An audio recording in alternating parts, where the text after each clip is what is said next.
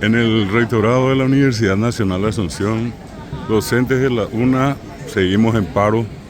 Exigimos al Parlamento, al Congreso Nacional concretamente, que el tema de la caja fiscal que afecta a los docentes universitarios sea contemplado en el artículo 13, que fue aprobado el día de ayer.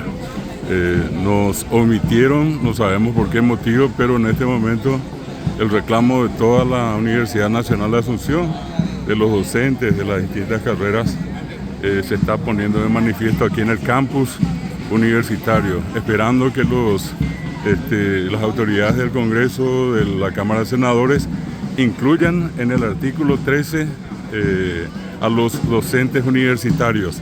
Es el reclamo de la Universidad Nacional de Asunción, de los docentes.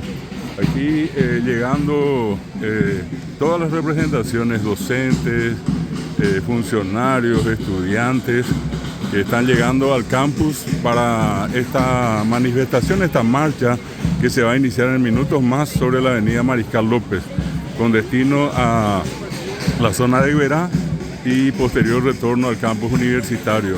Esta es la manifestación de los docentes de la Universidad Nacional, que la Cámara de Senadores incluya a los docentes universitarios en el artículo 13.